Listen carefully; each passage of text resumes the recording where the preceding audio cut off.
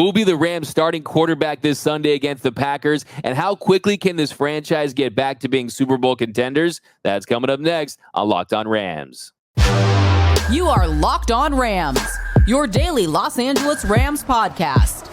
Part of the Locked On Podcast Network, your team every day.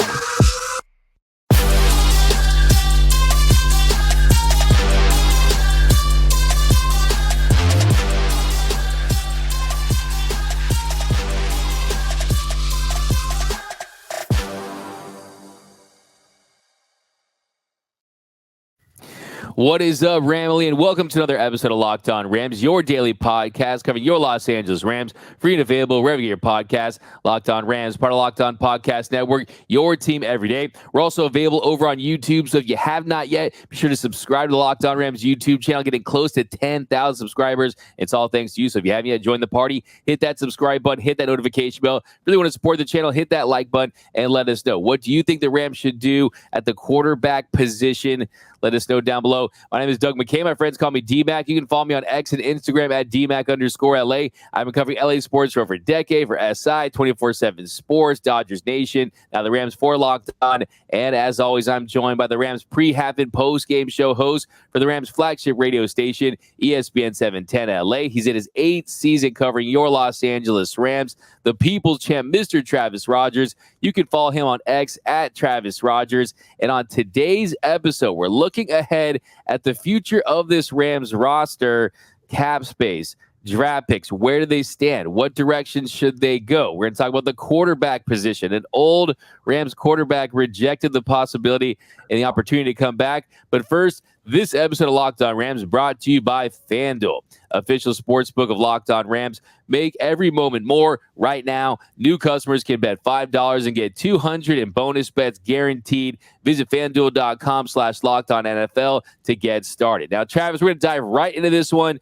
Revisit that quarterback situation. Yep. The Rams officially announced that quarterback Matthew Stafford has a sprained UCL in the thumb of his throwing hand. They included day-to-day from his designation on his injury status. So we're still waiting on what they're going to do with him. Could they IR him? Will he play Sunday? Everything is really a possibility at this point. Backup Brett Rippon is in the 4th season. He's going to be taking those first team snaps in Stafford's absence. They tried to get old friend John Wolford from the Buccaneers practice squad, and he said no, thank you. He nixed the move back to the Rams, preferring to stay with the Buccaneers.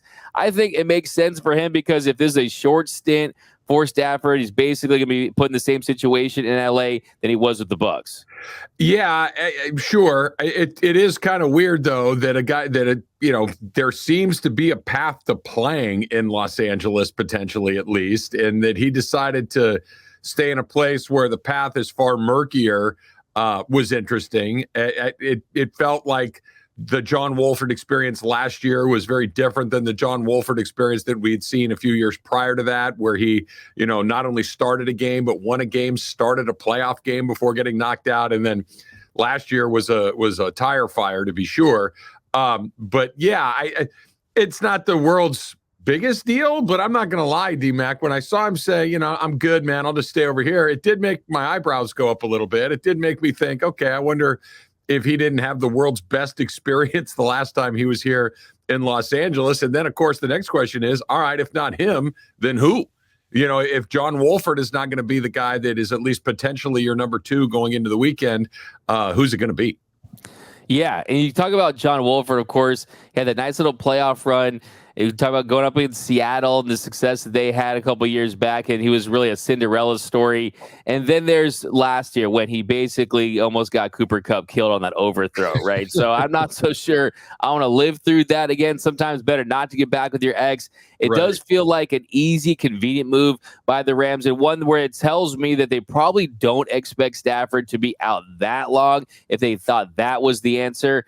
Now, as far as what do they do now, Brett Rippon is someone that, yeah, he's definitely doesn't have a high ceiling at all. Definitely is not going to move the needle. He had a 39.6 grade. But yeah, he's someone that if he's your starting quarterback, there's a world where you basically go 1-4 or 0-4 if Matthew Stafford heads the IR. Now, if he's out just for this week, I think fine, go with Brett Rippon. You go up against a bad Green Bay team. You could possibly somehow steal a victory, and then you head to that bye week, and you basically get 2 weeks off for Matthew Stafford, and then you don't have to make too many dramatic moves. But the reality is, just not too many options. I don't see them going the bold route and bringing in a Carson Wentz or a Davis Mills or something where they're really swinging big for a quarterback that's going to have a big impact like we saw last year, Baker Mayfield coming in and doing what he did. Yeah, Mayfield was an interesting play last year, but this is a different situation. This is, again, I'll say it again. This was the design, the plan. This was not the Rams are not waking up this morning saying, "Oh my gosh, what have we done to our quarterback room?" They knew this was a possibility. They drafted Stetson Bennett knowing that he might not be ready to go. They had Brett Rippon as really the only NFL viable backup on their roster. And, I guess the good news is with a week of prep time, with, like you mentioned, with Brett Rippon getting the starters reps in practice, he'll be better. Whether or not he's good is we'll find out on Sunday morning. As far as the Davis Mills and Carson Wentz's of the world, if those guys are any good, they'd be on a roster anyway, right? And just coming in and hoping that those guys, can find something along the way. What Baker Mayfield did, I think, kind of blew up the expectations. That was amazing that Baker Mayfield just showed up in the middle of the year and won a couple of games for them was nothing short of a miracle. I don't think that another miracle is out there. I agree with you. The fact that they're kind of shopping on the margins means that I think they believe that Matthew Stafford will either be ready to go by Sunday or ready to go in the relative short term. Like you mentioned, the bye is coming up the week after this one. So they got basically 2 weeks to get him right. Better, 3 really, all this week, all next week, and then leading up to that Seattle game coming out of the break. So you got 3 weeks to get that thing right and only one game really that you have to deal with. But I don't expect him to do much. I think that they knew that this was a realistic possibility, and here it is, and let's see what Brett Rippon's got. Yeah, and here's the thing, too. I mean, if you want to take a real pessimistic look at this, you could just say that maybe if Matthew Stafford's playing, they lose in Green Bay, right? No matter who they have, they lose in Green Bay because they haven't been able to score points consistently in the second half. Their defense has showed a lot of flaws of late. That's the pessimistic view of it. The optimistic view of it is saying that, okay, maybe you can win because Green Bay is so bad, right? That Green Bay isn't good, but then you have to factor in they're playing at Lambeau Field. I think this Rams team, talk about the bad calls they've dealt with all season long, the Bengals, the Steelers, even the Cowboys game. Maybe you get some bounces, some calls go your way, and then you get a win heading into the bye, and Matthew Stafford comes back healthy, and you're looking at a terrible NFC, and then the whole viewpoint of the season changes. So things can change very quickly, but I'm with you in that, look, yes, Colt McCoy, Nick Foles, Chase Daniel, Wentz, all these guys are out there, but it just doesn't fit with this team's aspirations this season. Now, the other thing, too, is if you look at Travis, half these teams out there in the NFL, they're keeping a third QB on the roster and having him active on game days with the roster waiver. So it's not the same pool of candidates that we've seen in the past. So that's another thing, too. It's a limited pool of candidates right now to really go from. Yeah, look, I want to go back to something you said a second ago.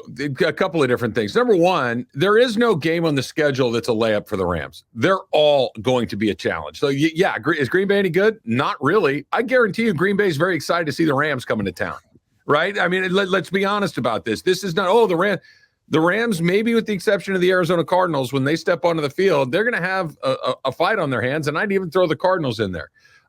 As far as what could happen, the optimism. It's a 3-5 team with Matthew Stafford, with him. So what happens without him? I don't know. I mean, probably nothing great. Probably nothing that's going to make you think, okay, well, let's get Stafford back and we're going to be right where we need to be. This was, I don't want to say inevitable, but this was certainly part of the possibilities when you looked at this team this season. We know that he was the one that had the lion's share of the responsibility on his back. Hopefully it heals quickly. Hopefully he's able to come back. Hopefully they're able to keep their heads, near the top of the water in the meantime. But this was, this was the thing that you're holding it together with duct tape and barbed wire, hoping to get to the finish line. And it's just probably not going to happen. Yeah, for sure. The bumper's coming off right now. The rear view mirror, it's like hanging off, and you're just like on the freeway looking at that dude. Like, does he know his car's that messed up? No, I definitely agree with you. I think for me, I just hope they let it rip with ripping, because that'll tell me that Matthew Stafford isn't as injured as we all feared. Yeah. And then he can just come back. Because look, he's a guy where if he can play, he's going to want to play. That's the thing. You're not going to hold him out unless it's something severe. Last year, about spinal contusions and things like that. We're talking about a thumb here, right? So if the thumb can grip the ball, he's going to be able to play. I will, too, point out that Jordan Rodriguez, she pointed out that the Rams are evaluating a range of potential scenarios with the QB Matthew Stafford and his thumb injury per sorts, and he'll have further testing plus assessment on how he's gripping the ball through the week.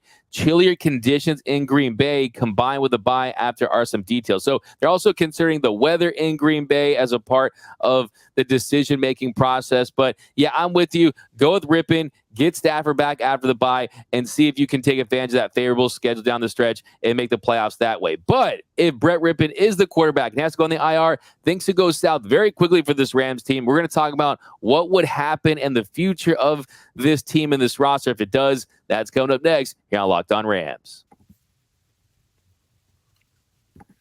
All right, we're getting closer to another week of games, and you got to make sure you got all your stuff together for when you're sitting on your couch or you got some guys coming over to watch the games. You got to order with DoorDash, whether it's before the game, whether it's halftime, whether it's the 2-minute warning. That is your cue to pick up your phone, open up that DoorDash, and get to work. And you can go mainstream. You can do all those things. I like to go, excuse me, a little bit more local, right? Great spot in my neighborhood, little Bistro K action that I always order some food from. I always use DoorDash to go get it because they got the things that I like. Namely, they got crab cakes, they got burrata, they got all these wonderful little Italian things that I love to get there. And they got all your local spots on DoorDash, right? So put the DoorDash app on your phone and you can get up to 50% off a $10 value when you spend $15 or more on your first order when you download the DoorDash app and enter the code LOCKED23, right? Subject to change and terms apply. But listen to me when I tell you this. You can get up to 50% off up to a $10 value when you spend $15 or more on your first order. But you got to put the DoorDash app on your phone and you got to put the code in LOCKED23. Don't go game day hungry. Don't say I'll do it after. Just sit there, pick up that phone and open up that DoorDash app.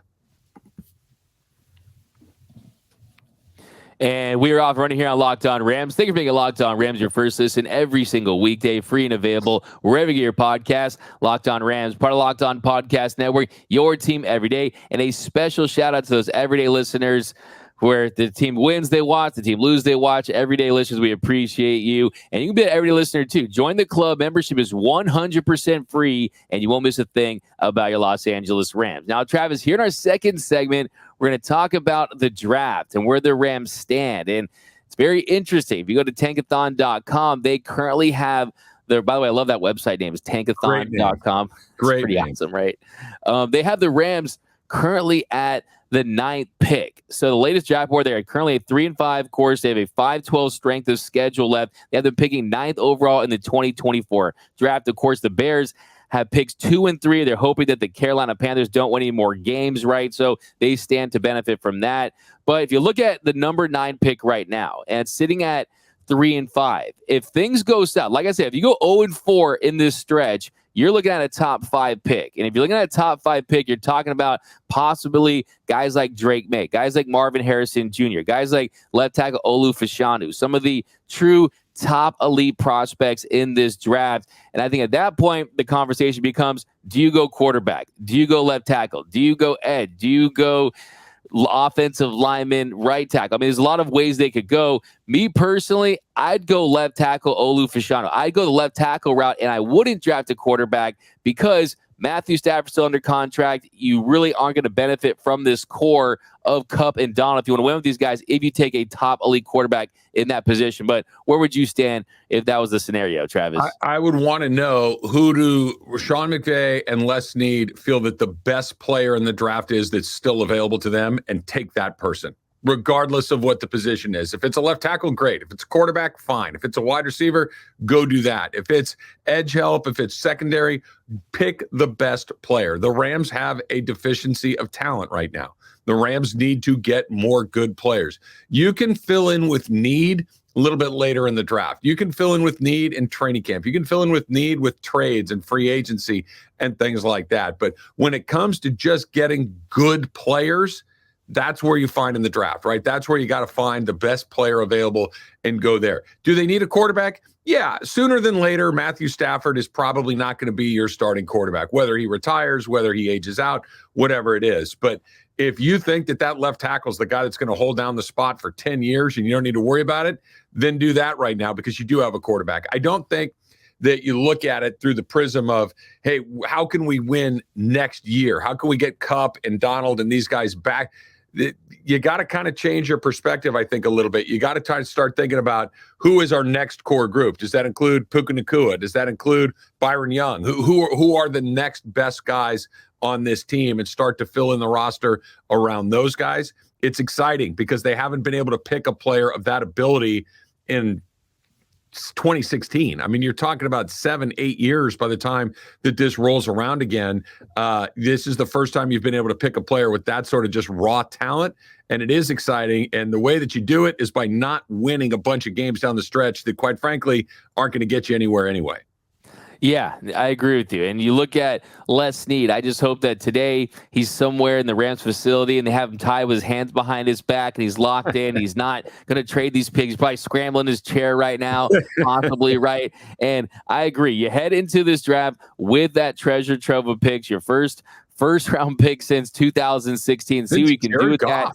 It's insane. It's insane how long it's been since they've really had the top of the draft as a possibility. And then you add the fact that they're having the season they're having, where if you do go 3-9, if you're 3-9 after the next 4 weeks, right, you are looking at a top 5 pick. Now, if you go 2-2, like you always say, it's the worst place in football, right? You're right in the middle of the pack and you're sitting down there where you're not having the opportunity to look at some of those top guys. Now, here's what I personally wouldn't go with the quarterback, because they have made their bed with Matthew Stafford. If you want to talk about why they give that extension, that's a whole other conversation. But I'm just talking about the reality right now is if you tried to even trade Stafford, they would lose $6 million in cap space. You have $55.5 million in dead money, right? It's not going to happen, right? So with Stafford in the fold, I think unless you are going to find a way to move on from Aaron Donald and move on from Cooper Kupp, then I wouldn't draft that top-tier quarterback, because it's tough to find premier left tackles through free agency. It's tough to get them through trade. So if you have identified, like I said, the Joe Alts, the Olu Fashanos, those top left tackles, it's not the sexy pick. It's not the pick that people go out there and buy jerseys for like you would if it was Caleb Williams. Every jersey would sell out. But where this organization is going, the kind of build they want, and the financial muscle resources that they have on the open market with all the cap space, which you're going to talk about in the next segment, you can go out there and kind of get those stars, but you can get that cornerstone, foundational left tackle as your top pick. I'd also consider cornerback too, because cornerback, I mean, come on, Darian Kendrick, the cornerback position is not there. That's another position I'll consider as well. Yeah, I'm with you on all of that. I want to go back to something you said, and just a little thought exercise here. Today's the trade deadline. It's Halloween. On a scale of 1 to 10, 1, you expect it to happen, in 10, no blanking way ever. Aaron Donald gets traded today is on which end of the spectrum? Man, that's a really good question. I think for me, they would save just under $6 million if they traded Aaron Donald. It's to me, you have so much respect for the player, the career he's had, that if he gets traded today, I wouldn't feel terrible about it, because that tells me that Aaron Donald wants to move on. He 100%. Wants a chance to win another ring with another organization before hanging them up. It does feel like he's someone that is happy here. He knows he's won his ring. He knows that he has nothing to prove. He's established himself as one of the greatest defensive players in the history of this game. But I think that this organization owes it to themselves to be that superstar destination, right? You go to a Don. Do you want to go to the Cowboys? Do you want to go to the Steelers? Are you interested in that? If that's the case, we'll work to move you. And if it does happen, that reputation goes to agents, right? That reputation. Look at Jalen Ramsey. By the way, I want to tell you, or did you see what Jalen Ramsey and McDaniel said, where McDaniel said that he lied to me? He said that Jalen Ramsey promised him a pick 6, not a pick field goal. Did you see that? I love it. Yeah, I'll send you that. But yeah, I would give it about a 3. Yeah, I think that it's extremely unlikely, but not impossible. right? For all the reasons that they would never do it without his full consent and agreement to it, right? Like just the idea, never mind no trades and all that stuff, but just I would like to go play. I've got, because look, Aaron Donald's floated out the retirement world before, right? And just him saying, I want one more really good shot at this. That's probably not coming in LA in the next year or two, a shot to win a Super Bowl.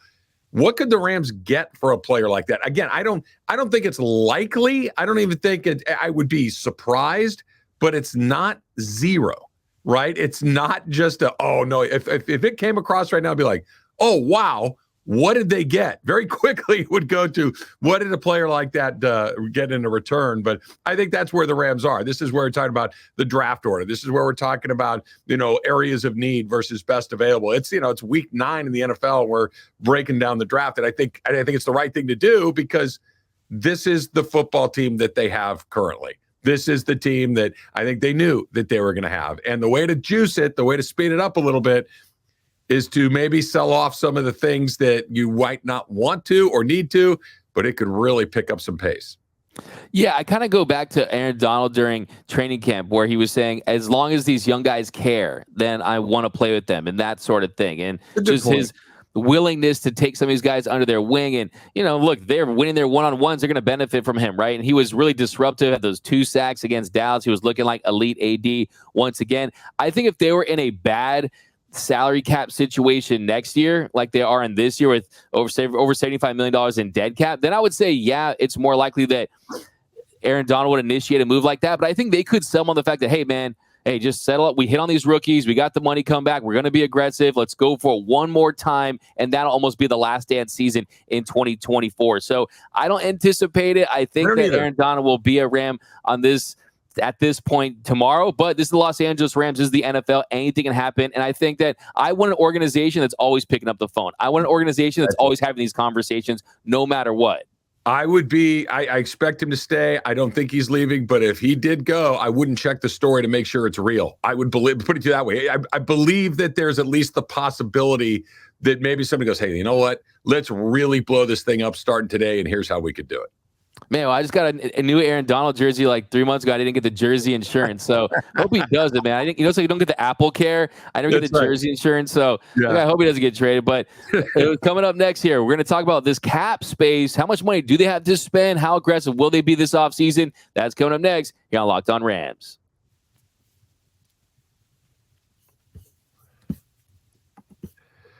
Score early this NFL season with FanDuel, America's #1 sportsbook. So earlier, before the season, you go and you look at that over/under number as far as the Rams win total. Where are you feeling about that? At the beginning, you're probably thinking, I'm on the under. I'm in big trouble. You're loving the over. And now all of a sudden, it feels like it's just about right. And that's why you got to get on FanDuel, because right now, new customers get $150 in bonus bets with any winning $5 money line bet. How about that, right? New customers, a $150 bonus bet with any winning $5 money line bet. That's $150 if your team wins. So if you've been thinking about joining FanDuel, there's no better time to get in on the action. The app is super easy to use. There's a wide range of betting options, including spreads, player props, over-unders, and of course, much, much more. So visit FanDuel.com/lockedon. That's LOCKEDON. FanDuel.com/lockedon and get in on the NFL season. FanDuel, the official partner of the NFL. And welcome back to Locked On Rams. Thank you for making Locked On Rams your first listen every single weekday. Free and available wherever your podcast. Locked On Rams, part of Locked On Podcast Network, your team every day. Man, yeah, that really hit me in the feels. The thought of Aaron Donald in another team's uniform. I would definitely be the Wolverine looking in the frame meme, where I'm on my bed just looking at him sad. I'm watching Corey Seager right now in the World Series kill it. So, yeah, the thought of that is never a happy thought. But, hey, don't fall in love with the players falling right? Then you won't get as hurt of when they move on. But yeah, probably not going to happen. Probably not going to happen. Most likely not going to happen. But I'm just saying, it's weird things happen in this league.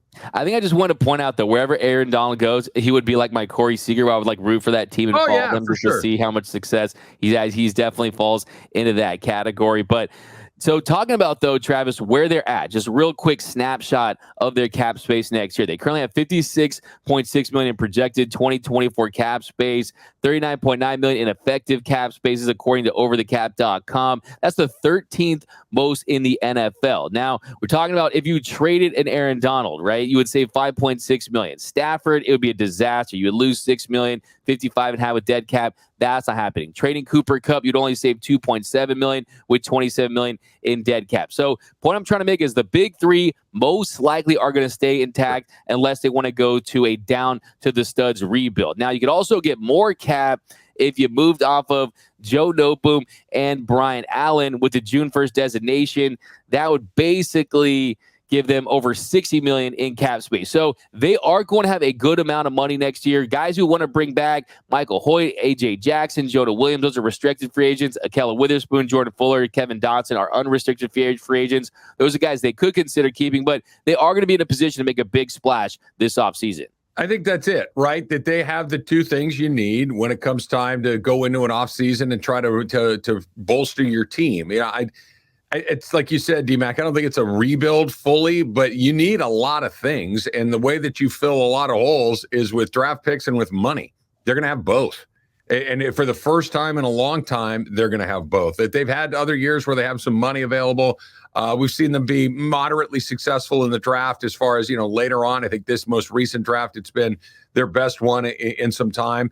But you're going to pick at least a player that's got a ton of talent, whether, even in the first round, there's kind of a 50-50 shot that these guys become the players that you're hoping they're going to be. But to your point about the cap space, you can draft and cross your fingers and hope that guys develop quickly, but you can also go out and find free agents that can play in this league and pay them accordingly, and they're going to show up and they're going to be pros from the first day inside your building. So that they have an opportunity to fix their roster both of these ways going into next season is very, very exciting.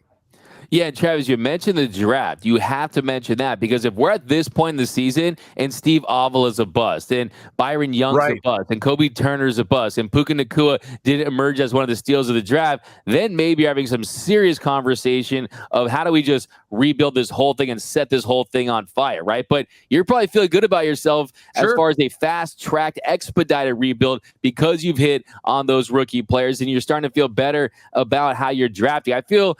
Look, we know Creed Humphreys and some of these bad draft picks, but things can change. I mean, they have some good draft momentum right now based on those picks, and I know they're confident heading into the next draft, knowing that they've figured some things out with their draft strategy. Now, another interesting thing that, look, we know that this is a team that's been one of the more active teams when it comes to the trade deadline. You're probably not going to see that. It is going to be the meme with the SpongeBob meme where he's looking out of the blinds and Patrick and SpongeBob are playing outside. You got Squidward. They're not going to be involved. They're going to be left out. But I will say the Chicago Bears, Jalen Johnson, he's a cornerback. He's 24. The Bears have given permission to seek a trade. $2.9 million is what he's earning this year. Rams have just under $4 million in cap space. You could sign him next year. Does a move like that interest you? Because to me, great cornerbacks don't grow on trees. I don't think they will probably find one in the draft if they're going to go left tackle. He's a piece you could add now that could help you this year and beyond.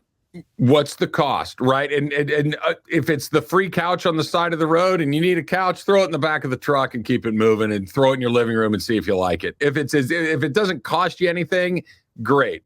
My only reservation with any sort of move is, do you do anything that even marginally prevents you from doing something down the road? Even if it's a small number like you're talking about, well, that's that much less that you have to spend moving forward. And look, this is not a Super Bowl team. This is at best, a fringe playoff team, and they're not at their best, right? This is a team that's going to win 3, 4, 5, 6, 7 games. And I hate saying it out loud, 3's better than 7. I don't want them to lose the rest of their games, but if you can get to 9, let's go get to 9. But 5, 6, 7 is the worst place you can be in. And if a player like you're talking about takes you from 5 to 6, takes you from the 8th pick in the draft to the 13th pick in the draft, that's bad, right? That just at the end of the day, that's bad. I understand the impulse. You want to try to win every game. I want them to win every game, but I also look at this a little bit more, I think, long-term, a little bit more strategically as far as getting back to the Super Bowl that's not a move that gets you back to the Super Bowl. A draft pick might be. You said it right there. Whatever gets me closer to the Super Bowl, whether it's next year, the year after that, or the year after that. You're lucky if you win a Super Bowl once every 10, 15, 20, 30 years, right? They don't come cheap. They are not normal to hoist that Lombardi trophy. And sometimes you have to look at years differently. I look at the years differently. I look at it as eras, right? Windows, cores. And I agree with you 100% that it's going to be very interesting to see the conversation we're having after this Packers game based on who's under center, if they win that game, because yeah, it's definitely shifting very quickly here with some of these losses starting to pile up here heading into that week 10 bye with some of these injuries and Matthew Stafford being the current state that he's in. But that's going to do it for this episode of Locked On Rams. My name is Doug McCain. You can follow me on Twitter and Instagram at DMAC_LA. And as always, you can follow the People's Champ, Mr. Travis Rogers, at Travis Rogers. And until next time, whose house is Locked On Rams house?